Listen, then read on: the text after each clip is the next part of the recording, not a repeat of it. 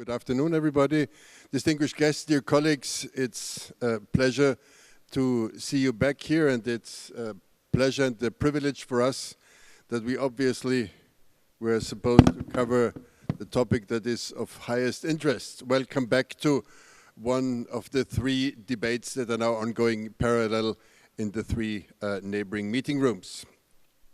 Our challenging topic is more powers, more responsibilities, and we'll cover the new Frontex mandate.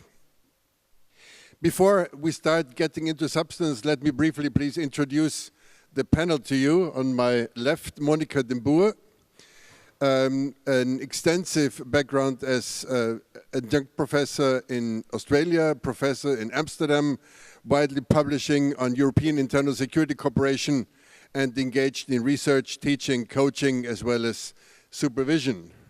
The number 4 on my side is Marta Ballesteros, UNHCR Senior Liaison Officer and at the same time also chair of our Frontex Consultative Forum on Fundamental Rights. Her background being in the field of international protection for the last 15 years, countries covered were Bosnia-Herzegovina, Libya, Malaysia, Israel and Sudan, so a wide background in this field as well.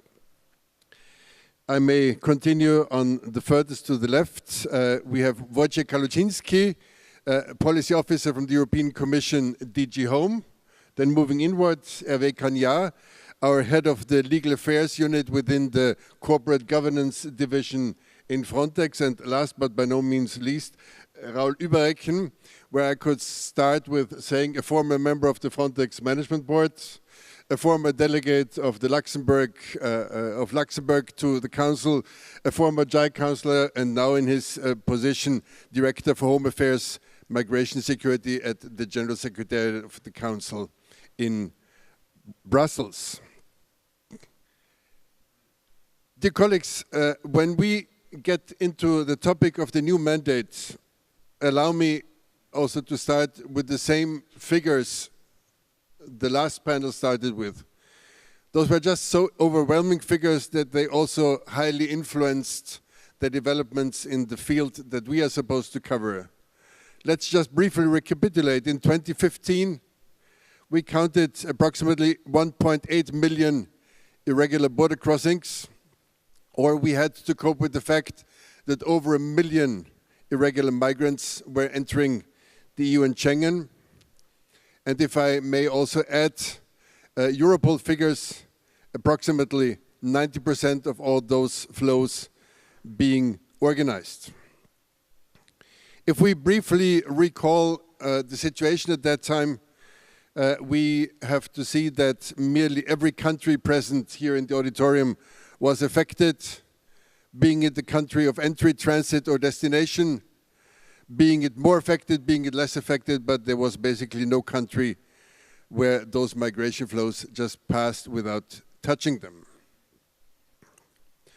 On the 15th of December last year, the European Commission adopted a set of measures to manage the EU's external borders and protect our Schengen area without internal borders. I will not go into the legislative package as such because the first speaker will immediately go that, but I just would like to highlight 2 quotes as a kind of an intro. The first one I may quote is the European Commission First Vice President Frans Timmermans, who said, "In an area of free movement without internal borders, managing Europe's external borders must be a shared responsibility.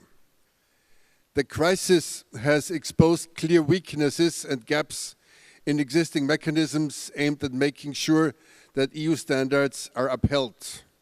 Therefore, it's now time to move to a truly integrated system of border management.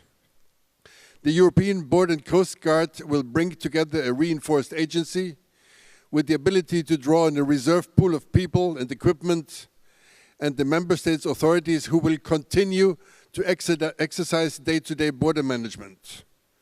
The system we, meaning the Commission, propose will allow for an identification of any weaknesses in real time so that they can be remedied quickly, also improving our collective ability to deal efficiently and effectively with crisis situations where a section of the external border is placed under strong pressure." The second one I would like to quote as a kind of an intro is the Commissioner, European Commissioner for Migration, Home Affairs and Citizenship, Dimitris Avramopoulos, who added, "The current migration and security challenges know no borders and require a truly European approach. Where Frontex used to be limited to supporting member states in managing their external borders, the new border agency will go beyond this.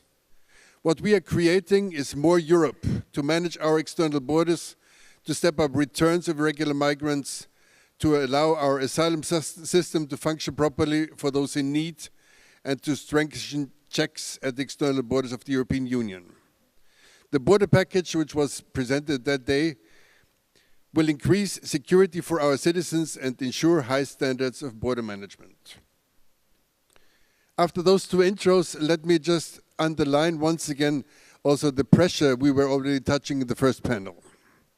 Because on the 4th of March this year, the Commission proposed the already mentioned roadmap back to Schengen, where it was said it is imperative that the European Parliament and the Council adopt this proposal, the legislative proposal, no later than June, so that it can become operational during the summer. We can see from all three quotes that the expectations are high. A lot will have to be done, and everybody is more or less looking on how we will deal with this new proposal that we expect to be adopted soon. Now, coming to the details of the proposal, let me at first approach the representative of the Commission, Wojciech Kaluczynski. You represent the Commission and have been part of the negotiating process. Wojciech, could you tell us why it was decided that Frontex mandate should be changed at all, and what are the basic highlights in this proposal? Hello, good afternoon, everybody. It's quite, there are a number of very easy answers to be given why, but maybe I will just point out that on institutional level, the process of revision of the mandate has been somehow already foreseen in the context of the evaluation which was going on of the agency, so Article 33. So that was already started in 2014. And in the view of that, there was as well a quite deep reflection provided by the Commission in the European Agenda for Migration to foresee an increase of role of Frontex in management of borders, as well to develop towards shared management of the external borders. This is, of course, a kind of historical elements which we could observe in the first half of the year. However, it's very clear that the year of 2015 brought a totally different dynamics to the process. The events of this specific year, migratory crisis, which Europe has faced, influenced the way how the mandate was indeed proposed and what are the new features. Here, of course, I would not quote anymore the numbers. Everybody knows the numbers. We heard already twice or three times today the magnitude of unprecedented flows which Europe has faced last year. But it's very clear that these flows have proven or management of those flows or lack of proper management of these flows have proven that the existing structures at the Union and Member States level are inadequate to address challenges. So this response in the second half of the year gave as well a new political input into the process of revising the mandate and putting this process at a totally different level. This was obviously coming with the political momentum which was focusing on and on the clear guidance which were provided in the political from the political bodies, from the European Council and as well from the European Parliament, calling for the quick strengthening of the external borders. and as well calling for the establishment of integrated border management, which will be efficiently addressing the crisis. In this context, the President of the European Commission, in his speech in September, has announced that the Commission will come with the proposal for establishing the European Border and Coast Guard. So this was a quite important announcement, because in the past we were always discussing as well about establishing the European border and border guard systems or system. Here we were talking, and the President made quite clear that we are heading at something totally new and different. As a result of this process, as you mentioned, there was a border package which was adopted in December 2015, and here I would like to emphasize that the change of the Frontex mandate is it should be considered as a part of the wider process of reinforcing the EU architecture for border management and border security. We are not only talking about revising the Frontex regulation, but we are talking about new added value this of course stems from the general priority established already in the European agenda for migration to move forward for very comprehensive management of migration, including of course comprehensive management of borders. I just wanted to name a few elements of the proposal which are obviously known very well to everybody. The new concept of the European Border and Coast Guard was established indeed to bring together member states, authorities, and the agency. The agency was renamed as a European Border and Coast Guard Agency. There are still a number of discussions which are going on right now on the name, but this is the quite clear indication that we are taking into account the current situation where the Coast Guards are part of the border management process, and the agency is heavily already cooperating in this domain. It's very important that the proposal as well, and this was already emphasized a number of times this morning, define or put in legal concept the integrated border management, European integrated border management. This is quite new, even if the concept is well known since 2016, from 2006. We never had a clear definition of this. So this is another element.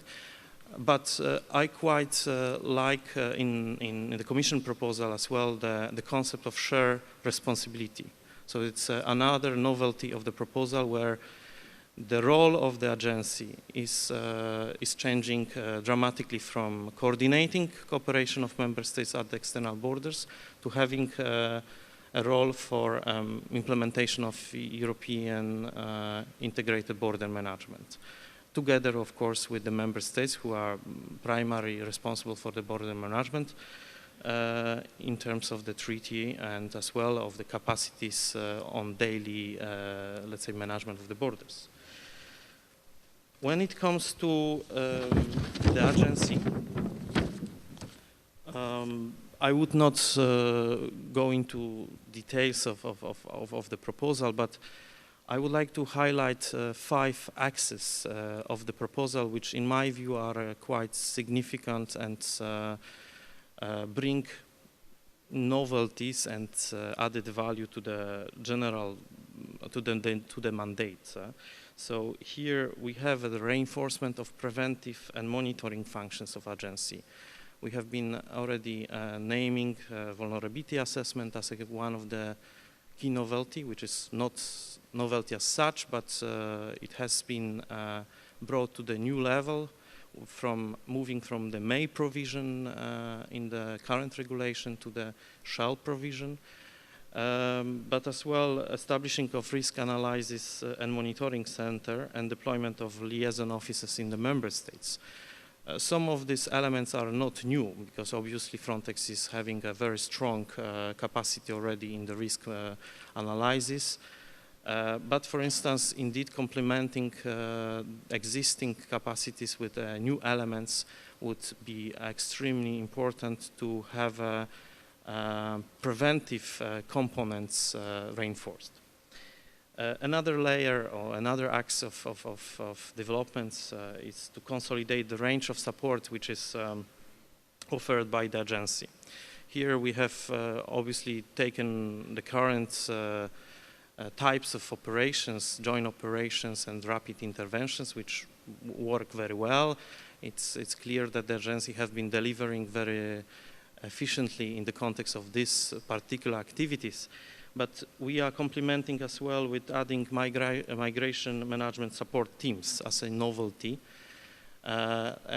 putting in fact the current situation, the current existing activity into the legal basis. But as well, already it has been mentioned, Article 18 and the right to intervene as a new measure or new possibility for the agency to address the situation at the external border. I would like to as well mention as a third element the mandatory pooling. Here, of course, we can discuss to which extent and how fast this could be put in practice.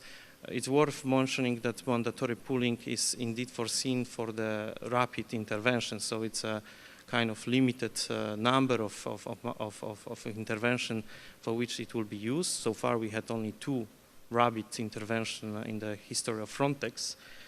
But I would like to as well emphasize the important consideration given to the technical equipment. It has been mentioned that there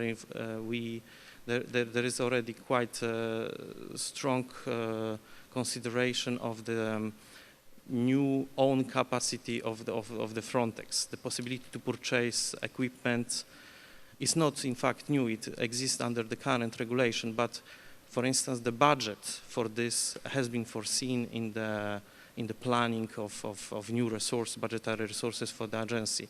So this definitely will give a new boost for the agency to acquire and to possess its own equipment, which will be available at any moment when Frontex will need it. And this will obviously complement the general resources provided by member states. Another very important improvement is as well the focus on the governance and integrity of agency by clarifying different roles of different actors within the agency, but as well in clarifying the role of the agency vis-à-vis other agencies. Here I have in mind in particular the hotspots and the migration management teams, but as well Coast Guard functions, which of course brings to the totally new level the cooperation on sea border surveillance. And the last but not least, the proposal made quite significant change in terms of the resources. Here I have in particular in mind human resources, budgetary resources as well, but we have been already observing in 2016, so under the current mandate, quite a huge increase of the budget, starting from 2015, where there was nearly 150 million euro. Now we have 250 million euro at the disposal of the agency. And this amount will be growing very towards 2020, up to 320 million euro. But what is more important is the staffing. We are seeing unprecedented increase of the staff of the agency from nearly 400, which are planned to be right now in the agency, up to 1,000 by 2020.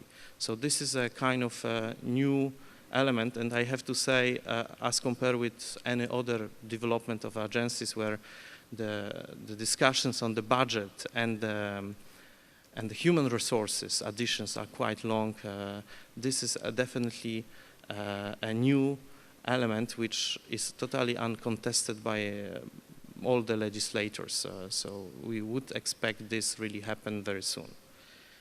I will finish here, maybe with this. Thank you very much, Wojciech, for this very detailed description on new issues that will come along. May I just now turn a little bit to the opposite side, and may I ask you, Monica, please, how do you see this development? You have been following Schengen for several years. How do you see the point that we are reaching now? Well, first of all, good afternoon to all of you from a tropical stage. Thank you very much to the organizers for having me.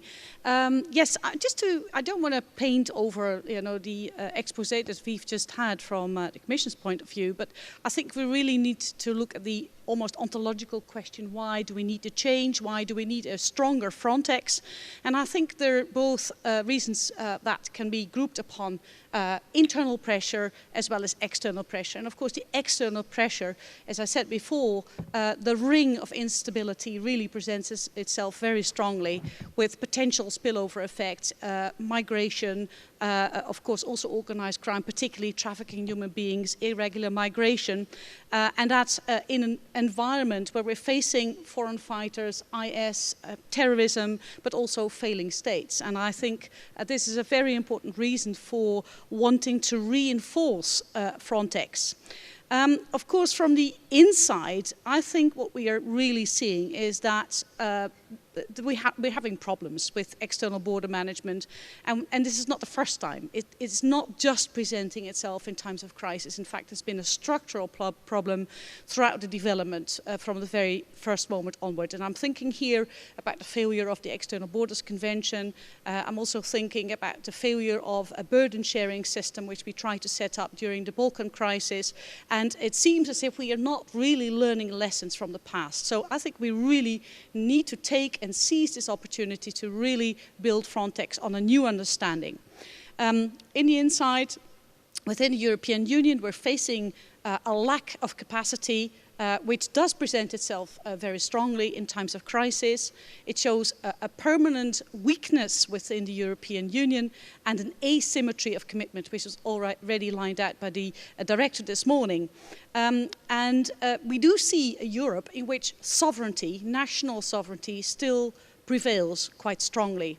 So I endorse the point, the line, the strategy that we do need to design a system of integrated border management, given the fact that member states are increasingly interdependent, so interdependency presents itself very strongly, as well as the interconnectedness in the problems that we face, the root causes and the consequences of those. So we would achieve, with a new Frontex, a reinforced Frontex, a stronger mandate, which would be a good counterweight against the implosion of the Schengen system. It would reverse the fragmentation of approaches, undermining the credibility of the EU, and we would also be able to restore the equity of justice, which is currently under pressure as citizens face different regimes of border control. And what we see now is that Frontex is building, like the other Justice and Home Affairs agencies, with a gradual path of reinforcement, of strengthening the mandate and so on. I'm not sure whether that is the wisest thing to do. What I would have loved to see is a Europe with a blueprint. Where is it really we want to go for? And in that, we really need to look at the comprehensive system where all Justice and Home Affairs agencies complement one another. Thank you very much for bringing our views a bit even away from the proposal to more of the historical elements, to more of the environment in which we are working. I think this was extremely helpful. I assume that your past months were not that easy, Raul, if I remember the experiences. Could you tell us from the Council perspective about your experiences in negotiating this file? Where do you see the tough points? What were your experiences in this field? Thank you very much. Thanks, Bernd. Good afternoon to all of you. and it is indeed good for me to be back in the Frontex community, which I've missed for a number of years. These negotiations have, of course, been held in a very particular context, in the context of a still ongoing crisis, and that obviously shaped a lot the way those negotiations went and the way member states approached issues. And somebody in the introductory session said that we should get the emotions out of the debate, and I couldn't agree more. And I think that was probably one of the defining elements of the negotiation, unfortunately. One of the major issues that came back during the negotiation, and not surprisingly, is the question of sovereignty. I would look at that in three aspects. One is the one of who's competent, who's responsible. One principle, and what you already alluded to it, is very clear, and it was not touched by member states, is that the European, I'm quoting, European Integrated Border Management as a shared responsibility of the European Border Guard and national border management authorities. What was less consensual was the question if the agency should, in some circumstances, exceptional ones, be responsible on its own for the management of the external border. That's what the Commission had proposed for crisis situations. That is what member states opposed, and in the Council's position, it is out of the text. Member states preferred a rather more classical way of defining cooperation and saying that member states shall ensure the management of the border, and it's for the agency to support that. The second element, and it was already highlighted by some speakers, is a famous Article 18 on exactly those situations requiring urgent action. What we're trying in what the Commission I think tried in Article 18 is putting into law a perceived, and I would emphasize that word perceived, situation in the Eastern Mediterranean, i.e. the weakness or unwillingness of certain member states to do what was expected of them. This led to sort of one of those fights Brussels is good at, looking at who in these circumstances should decide what.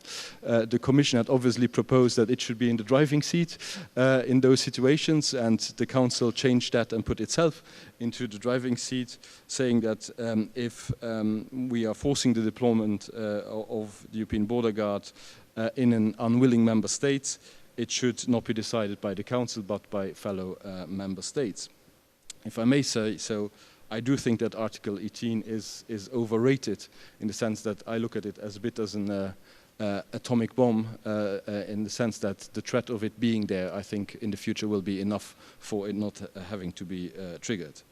The third element of sovereignty, maybe a lesser one, but still a very interesting one, is the question of the deployment of liaison officers in member states, where member states inserted these nice little words, which the Council is good at, where necessary.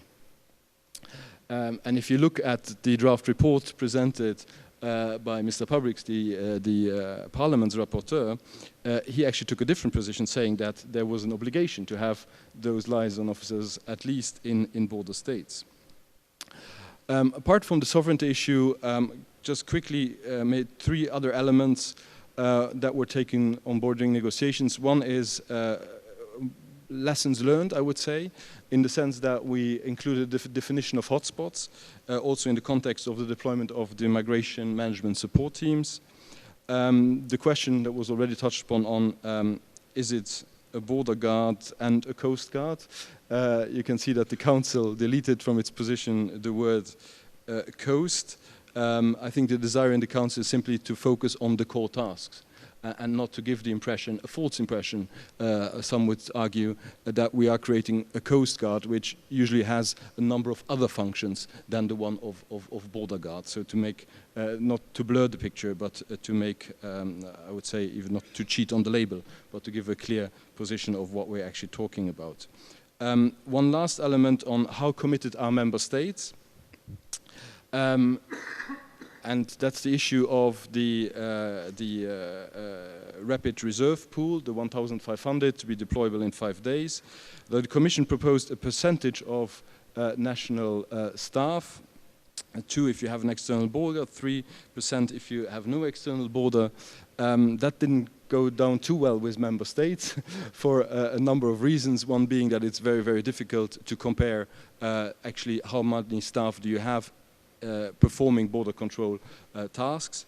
And we came up with an annex just giving numbers per member state. And you will not find any criteria how those numbers came about. So it's, let's say in French, a savant mélange, so an intelligent blend of a number of factors and proposals by member states that came to that result. Maybe one very final word just on the timeline. The European Parliament's committee, the Libe committee, will vote, we hope, next Monday on its report, so we'd have a negotiating mandate from that moment on. We hope to engage in so-called trilogue negotiations with the Parliament immediately, i.e. the following day, if everything goes right. I think under the lead of a very dedicated Dutch presidency, we remain confident that the very ambitious target set by the heads of state and government to have an agreement at the end of June can be met. Thanks. Thank you very much. It's really interesting to listen, and the picture is getting more and more complete. The next one I would like to address is you, Marta. In the preparation, I had a bit of a difficulty under which heading I should address you, as Consultative Forum or as UNHCR. I will leave that open. What I would just like to ask you is UNHCR, are you in favor of a stronger European approach to border and migration management? Thank you. Good afternoon, everyone, and thank you also for the invitation. It's really an honor to be part of this panel. I will answer first on behalf of UNHCR. We have been discussing back and forth on the numbers, but I think we believe something that is shared by many, which what has brought us to a critical situation, what has brought the deficiencies to light has not been about the numbers, but it has been about responsibility and solidarity. We see it is a crisis of responsibility and solidarity, and not a crisis of numbers, which, although have brought an increase, have done so in a way that could have been managed in a different way. As such, the only way we see to address this is through structural changes. Structural changes that bring about a more responsible, well-coordinated, and indeed a stronger EU management approach. We have, I'm also glad to have heard this morning a lot about learning from the lessons. I think we've been in a back seat and taking progressively a more active seat from the side of UNHCR, but we have being very much observing the challenges and what we have responded to, and have learned two important lessons that I would like to highlight. One is that when it comes to management of the external borders, security and international protection cannot be dealt with without one another. They go hand in hand, and we have learned that the tough way. The second is that fragmented and inconsistent state responses have not only led to tremendous suffering of those who least deserve it, but also proven ineffective in addressing the challenges. It is clear to us, of course, that the arrival of large numbers of refugees and migrants poses significant challenges from a security and law enforcement perspective. But we can't overlook the fact that those persons arriving are also faced with dangerous journeys, with persecution, with abuses, and at the same time they're doing this to flee from some of the security challenges that our border management activities aim at addressing. We see that a fair and efficient system to promptly register asylum seekers gives those in need access to the protection they deserve. But it also limits the tensions on the ground. It also facilitates the possibility for states to know who is arriving, to identify promptly any potential security concerns and therefore address them in a quick and effective manner.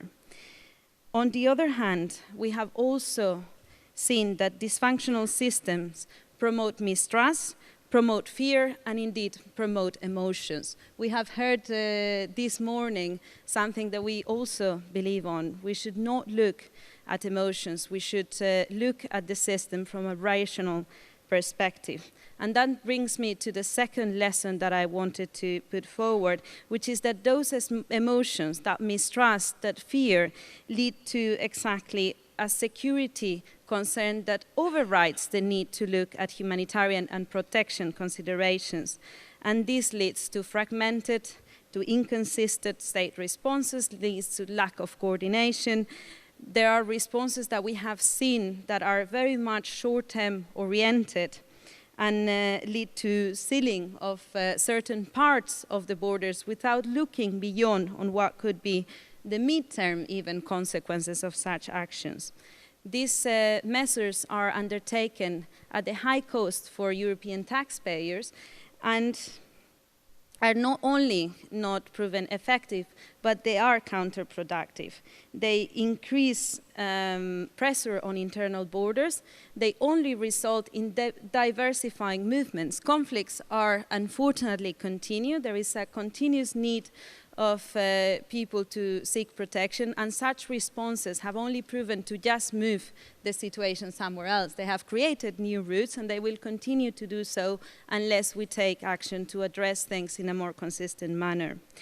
Worst of all, these measures have also compelled more and more people to risk the very little that they have left to come to Europe, take dangerous journeys, and get themselves on the hands of traffickers and smugglers. There are no quick fixes. That's clear also for us. It's not easy. We see the Commission proposal is a step forward in the right direction, and we see the challenge starts now as soon as there is a final text on its implementation. We have constantly called for us and we join Monica there to build on the lessons that we have learned. I think we have an opportunity to address the management of the borders on a more responsible way and in a more comprehensive way. Responsible in also ensuring that I have to say that we are an operational agency, so I cannot but say that shared responsibility as a legal concept sounds fantastic, but it only will be effective if it leads to a clear distribution of tasks on the ground and a high and uniform border management standards. We have to avoid a situation where too much responsibility leads to no one feeling the need to be on the driving seat. And on the comprehensive approach, we need to acknowledge that protection-sensitive management of mixed migration flows, referral, identification of those in need of protection are key aspects of the integrated border management concept. Thank you very much. After having heard the views from Commission side, from the academic side, from Council side, from UNHCR side, let's come to Frontex. Hervé, you have been in a leading position in our internal task force, and you have followed the whole process. How would you say, is this proposal really revolutionary for Frontex? I dare to still ask you, or would you still consider it a bit more of an evolutionary character? Thank you. Good afternoon to all. My personal opinion is that the answer could be simultaneously negative and positive. No, it's not a constitutional revolution. Why is that so? Because the broad dividing lines of responsibility between the member states and the agency have been left untouched. The Commission proposal respects a delicate balance between the necessary, more integrated, EU-driven approach and the member state prerogative and sovereignty. Let's take some example. The agency will not have what we call command and control powers over guest officers. Incidentally, the guest officers are now called something else. They are called members of the team, but allow me to still use the term guest officers today. The agency will not have its own border guards, leaving aside the seconded guest officer mechanism, which is very valuable indeed, but very different. The agency will not grant migrants entry to the EU. The agency will not decide on the merits of asylum application. The agency, of course, does not issue return decisions or relocation decision or readmission decision. The agency does not become either a policy-making body. It's not its role. The agency will not have by itself and for itself so-called executive power of a law enforcement nature. And why is that so? Because the Union Treaty says that member states retain ultimate responsibility for internal security and for the maintenance of law and order. Not a constitutional revolution, but at the same time, some innovation could be classed as revolutionary or at the very least represent a significant change. Vulnerability assessment has been mentioned, possibility to intervene in the territory of third country. I will not repeat those. Maybe let's turn to the powers of the guest officers. For the first time, there is a sweeping statement in our funding regulation to the objective of the return directive. Then, something more hidden maybe, and which is not mandatory, but which is still far-reaching. When deploying a guest officer to an EU host member state, this host may authorize the guest officer to act on its behalf. One might want to focus or zoom in as well on the necessity, which has been hammered by the Commission several times, to identify, register and fingerprint migrants. It is recalled twice in the Commission proposal. When let's turn to personal data. You all know the framework is very strict. Now, for the first time, the agency can process personal data of persons who cross illegally the external borders. The agency can also collect itself personal data. This is new. It used to be a prerogative of the member states. Very quickly, one might want to mention or risk analysis. They must cover prevention of cross-border crime, including terrorism. They also have to keep tabs of secondary movement within the EU. And last but not least, the Commission proposal acknowledges the important role of the staff of the member state, not only the guest officer, but the so-called other relevant staff. Who are they? Probably the crew, probably the maintenance staff, or other category of staff who are not guest officers, but who are nevertheless a key role to play. Thank you very much, Hervé. And thank you very much to all panelists for this first round of questions, because I think they have settled, your answers have settled very nicely where we currently stand. Allow me in a brief second round to ask you about the challenges ahead. May I start with you, Monica? How do you see the proposal in the overall context of border management and migratory situation? Thank you, Chair. Well, first of all, I really think that the crucial question, the crux here, is that we move from sovereignty to solidarity. And the Lisbon Treaty already gives an opening avenue for that. We really need more mutual commitment to secure the integration of the European Union, and also, as I said, to safeguard the Schengen mechanism. However, the question is, and I think one of these questions was already raised in the plenary panel this morning, what will the member states do? Of course, we see different electorates, we see political parties which really would love to see, very much welcome the restoration of national borders, internal border controls and so on. And if that adopts a more structural significance, it may be difficult to really implement the new Frontex mechanism. What I'm a little bit concerned about is not just whether member states will accept it, but also the language that is used in the proposal. does the language really dilute the significance and the coherence of this proposal? For instance, the request of contributions from the member states. We are talking about small percentage. We're talking about a pool. We're talking about rapid reserves.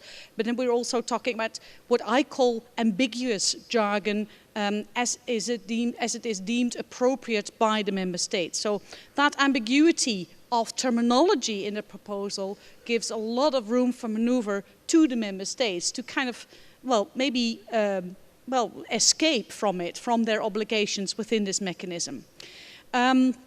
Frontex will not yet have its own border guards and will not have an ability to apply uniform and harmonize the full powers throughout the European Union. So the question is really, what conditions do we need for the implementation of this new Frontex regulation? Well, first of all, I think it's incredibly important that we mobilize support. Not just political support, but also social support. The media are incredibly important in this regard. Of course, the people will really have to understand what this is about. The hangover that we're still living with, the photographs that we're seeing of refugees who are drowning in the Mediterranean Sea and so on, we really need to put that behind us, if possible at all. Secondly, the implementation is an absolutely crucial condition, a good implementation, which really depends on interoperability, better anticipation. We really need a flexible Frontex, but also we need a sound multi-annual budget, which is credible, which really Frontex feels comfortable with to really kick off with this new mandate, with this reinforced mandate. So I see that as a very important conditions for the, basically the revamping of Frontex, or the Frontex Plus as it is also called. And finally, I think we really need, as I said before, the articulation of a consistent system together with the other justice and home affairs agencies. We really need to think about a comprehensive concept of border control, including the tackling of organized crime and so on. So my conclusion is that we really need, a strong support for this. We need to mobilize it, and of course, we do not just need to address the root causes and to improve the stability, but we also need to secure cooperation with third countries, source countries, as well as third countries to make this work. Thank you. Thank you very much. You mentioned a lot of things we've got to be aware of, or we've got to watch very closely in the implementation process. Wojciech, where do you see the main challenges in implementing? Will it be the timing? Will it be the absorption capacity? What would you, from your perspective, be the main challenge or the main challenges? Indeed, I believe that the timing would be the key element, in particular given the high expectations from different stakeholders. This proposal was made, as explained before, in a specific context of the migratory crisis. We are not yet out of this crisis, so there is a quite high expectations that the new agency will deliver, or the agency will deliver the response and will be equipping the European Union to be able to respond to any increasing migratory flows in the course of this year. We are already seeing slightly increasing flows in the central Mediterranean, even if, of course, in the eastern Mediterranean, the current migratory flows are quite low. We don't know what would happen in the summer. So this call to adopt this proposal by the end of June and putting into operation in the course of the summer is definitely very challenging for the agency and as well for other stakeholders. I know that Frontex is already working very hard on a number of areas, but definitely there is a need for a clear and genuine commitment from all stakeholders, in particular member states included. I can just give an example of the vulnerability assessment, which is tomorrow we'll be discussing in detail in one of the workshops. This is definitely an area where there is the quick delivery would require a very, very strong cooperation between the agency and member states. The methodological concept of this simply focus on the very intensive cooperation for collection of information, for exchanging different views in the process. So in order to have a first delivery in this regard, there is really a need for a genuine commitment. And the third point which I wanted to mention, indeed, it's more not maybe for this year, but in long term or next few years, is the absorption capacity for the additional resources, in particular human resources. I mean, integrating, Frontex will grow 3 times. So integrating this new staff into the organization definitely will be a challenge, and putting them at the good use for the purpose of implementing the new tasks is a kind of organizational challenge for any organization. So I'm pretty convinced that Frontex will manage, given the fastness of moving forward as well with the recent recruitment process. Thank you very much, especially for the encouragement at the end of your statement. Raul, you've been very close to Frontex since its inception. You've also followed the role of Frontex during the current migration crisis. Will a stronger Frontex really help addressing the migratory problem? Yes, of course, Bernd. Thank you very much for this extensive answer. Let me give you my personal views on this, and maybe on 2 thoughts. I do think that what we've seen over the last month has brought the EU, or at least the Schengen area, to the brink of failure. Why am I saying that? Because, as Fabrice Légerie said in the introductory session, the EU is a construct founded in law. So the non-respect of the law shakes the EU in its very foundation. Upholding the law is paramount. And we all know that over the last months that has not always been the case. A stronger Frontex will play its part to, I hope, ensure that we don't see a repetition of that in the future. And I think as law enforcement agencies, it's fair to say that upholding the law is your bread and butter. And I also say that looking at the numbers of February and March, if you have a closer look, the sharpest drops in figure on the so-called Western Balkans route did not result from the implementation of the EU-Turkey deal, but from the so-called closure of the route, which was actually a return to strict application of the rules in the Schengen Borders Code. The second element I want to make is that a lot obviously depends on the way the future legislation is put into practice. I think if we're honest with ourselves, this is not a revolution. It is an evolution of a lot what we see already, and a lot what is foreseen in the reform is actually already in place, but it is nevertheless essential to put it on firm legal grounds. In my view, Frontex can make a difference by having the trust and confidence of member states border guards. Frontex will not be an integrated structure. It cannot rely on command and orders. So trust and confidence is paramount to it being able to deliver. It also has to make sure that it has up-to-date, accurate, and I would add an honest situational picture. That's where the vulnerability assessment comes in. And also providing that picture to politicians, policymakers. In the way the Council reacts to the crisis, the information ministers get through the Council's crisis management structure, the so-called IPCR, is fed by Frontex. And that data is crucial to everybody is on the same page, and everybody can assess the same situation and not differently perceived situations.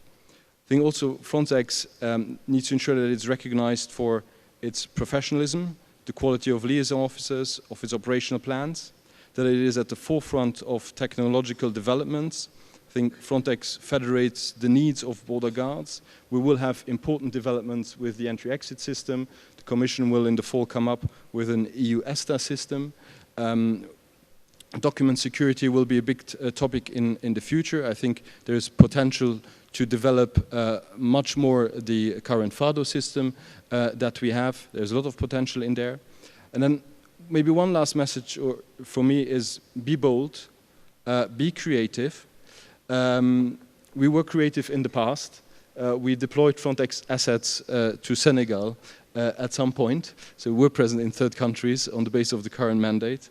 To come back to your question was how can Frontex help? My question was yes, but it's help because Frontex cannot be the solution. The solution is multiple. Frontex is part of the puzzle. We have cooperation with members, the third countries, the asylum policy, relocation, resettlement, and so on and so forth. And this is also, I can assure you, advice we in the Council Secretariat are giving our political masters, the rotating presidency, but also the President of the European Council, Donald Tusk, to say, well, Frontex in itself will not be the solution. It's part of the solution. So don't oversell this. Thank you very much. Marta, as we mentioned several times, we are in the final phase of the negotiating process. Allow me once again to address you also as a consultative forum. Where do you see the main challenges with the implementation process from the fundamental rights protection perspective? Well, I'm not going to be very original, at least in some of the points, but I was reflecting when looking at this debate, and I tried to look for those areas that are particularly crucial to the title of this debate. We are talking about more powers, more responsibility. So we looked at fundamental rights responsibilities, and the first area that comes to mind is indeed the responsibility to come up with effective and comprehensive vulnerability assessments. There is a new responsibility for Frontex that we have very much welcomed. We have seen that part of the responses in the last year were very much affected for a lack of honest, and I take very much the word from my co-panelists, the honest assessment of what were the real capacities and a clear view of what was coming. We have realized how we were not prepared to address the situation. We were not prepared to foresee how different changes we have would have effect in other areas. So the effectiveness of this measure will very much rely on the ability of Frontex to obtain the honest information, the relevant picture, but also to be able to capture the comprehensive approach that is required. We don't need to look only, and we have learned also last year at the border management from the control perspective, only at the resources required at the border points, but also of the referral mechanism, other reception capacities that are there, and looking beyond that first, the training, the capacity of staff, etc. And it is certainly a big challenge. The second area where I see that new responsibilities are coming to play in a very challenging manner is the new engagement in third countries. We are seeing plans to further engagement, to plan and design operations in support to third countries. That brings about the need to have a more comprehensive situational awareness of what is happening at the third countries, to have a very clear eye to see what are the challenges there, what is the situation in the country itself, without necessarily relying on the member states who were earlier providing all this information. We need to look at new sources of information, new networks, independent assessments, to also be able to come up with a balanced and let's say a more realistic picture of what is the situation. We also see challenges in fulfilling EU and international standards. You might look at situations where Frontex is contributing to and supporting activities in third countries that are not bound by the same EU legislation or standards. And that brings additional difficulties and challenges in ensuring that those are still fulfilled in the operations, because it is still a responsibility of Frontex. And the third area where I see particular challenges is also something that has been reinforced in the current text proposed by the Commission, which is the importance of keeping an eye on the ground. Frontex will have more powers in its operations, and therefore a better need and a stronger need to be present, to see at real time what is happening on the ground, to take up preventive measures in a quick manner to better address the situations. We're also talking about this flexible Frontex that can have the possibility to adapt its operations very quickly on the ground. There are new systems proposed. There is a monitoring system on the side of fundamental rights. There is also a complaint mechanism.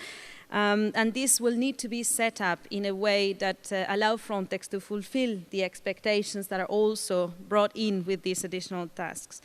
I would join, I'm very happily joined the new chair of the management board in his optimism. I remember my first meeting and my first discussion with our new High Commissioner for his first period of mandate, where he referred to us as optimists. That's by nature. If we work on this field of humanitarian work, we have to be optimists. We have to see the opportunities that this new regulation will bring about. And we are also, as UNHCR, not those who highlight the problems and run away. We are those who contribute to finding solutions. So you count on also quite some resources, both in-house with the fundamental rights officer can certainly play a very important role, not only on the monitoring, but also on the prevention measures to set up systems that will be effective in preventing any fundamental rights risks, and also on the strategic advice of the consultative forum that will be hopefully continue to engage in this process. Thank you very much. Thank you very much. We've now heard a whole series of difficulties, new tasks, challenges. We have talked about the time available to implement. Last but not least, the question to Hervé, how will this affect the agency in practice from your perspective? Thank you. I will first mention the entry into force of the regulation. I will then turn to our roadmap, so to speak, namely the key items we have to prioritize. And I will finish by saying a few words on one concrete change which probably underpins all others, namely the EU integrated border management.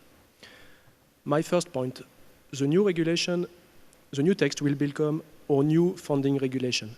It repeals both the Frontex regulation and the so-called RABIT regulation. It will enter into force 20 days after its adoption or its publication in the official journal. We are confident the new agency is a legal successor of Frontex, so it's tabula rasa, but not completely tabula rasa. 4 items are subject to a delayed implementation thanks to the wisdom of the Commission. I refer to the establishment of a rapid reserve pool, the 3 new pools created for return-related activities, forced return monitor, forced return escorts, and return specialists, which together form the European intervention team, European return intervention team. We have 3 additional months to comply. It's also fair to say we do not want to rush through crucial projects which need to be studied together with the member state. Let me give you an example. The vulnerability assessment, the management board has to adopt a decision defining a common model, a methodology, and of course our risk analysis unit, as we speak, is meeting with member state experts to do the groundwork. Now the prioritization. We contemplate a high number of changes. Not everything will be done overnight. Our political masters are aware of this, and they have given us 5 items to prioritize. The pooling of human and technical resources, the vulnerability assessment, the new return-related activities, the cooperation with neighboring third country, which goes first, which the prerequisite is the signature of a status agreement between the EU and the third country at stake. And last but not least, a key feature for fundamental right strategy of the agency, namely the so-called individual complaints mechanism. I will end up by saying very few words on the EU integrated border management. As you all know, it's not new, 2006 Council conclusion, then Lisbonized because it was enshrined in the treaty, in our legal basis. But now, for the first time, this concept is turned into a true operational concept. And for the first time, the agency is mentioned as an explicit component. Our management board will have to adopt an operational and technical strategy for the implementation of the integrated border management. It is worth noting that the member state also have to adopt their national strategy, and those national strategy must be in line with the agency's strategy. Thank you. Thank you very much, Hervé, and let me at this stage already thank all the panelists very warmly for those 2 rounds of statements illustrating where we stand and what the challenges are ahead of us. I find myself now in a bit of a tricky situation because considering the delay when we started, we still have a few minutes. On the other hand, the only thing that keeps us from lunch now are your questions. I still hope that there will be some questions from your side. Isabella, may I ask you please to support us? Who would have questions to one of the panelists?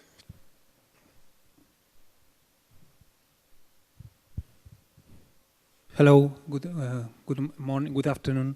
My name is Fernando Barbero from the security department at Indra, the Spanish technology company. So my question goes possibly to Mr. Kaloczynski or Mr. Kania, referring to the technology and systems.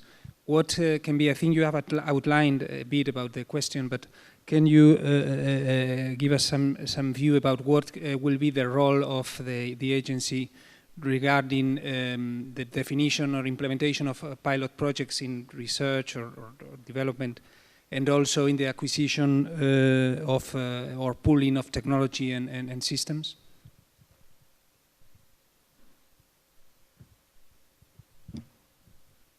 Well, indeed, this was another novelty proposed, that the agency will play a more prominent role in leading on research on border management.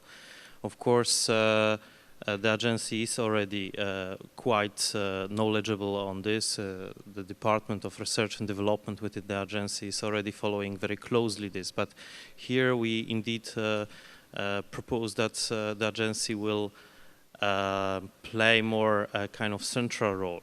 It doesn't mean, of course, that they will take over, the agency will take over the whole research and development thinking in border authorities in Europe, but as well the management of more involvement in the management of research programs and projects which possibly the agency could do and manage in more effective way.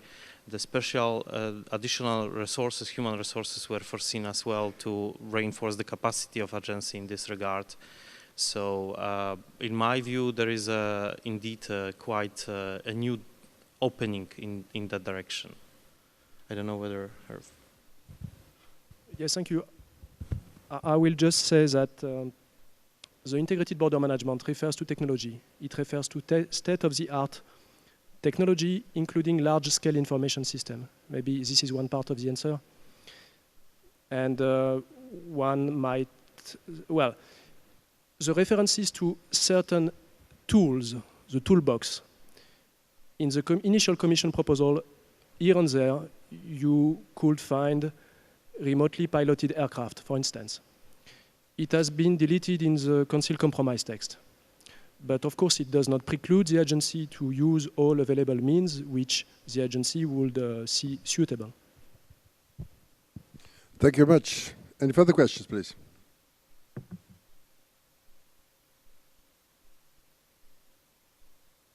Or did I kill the questions with the mentioning of the lunch?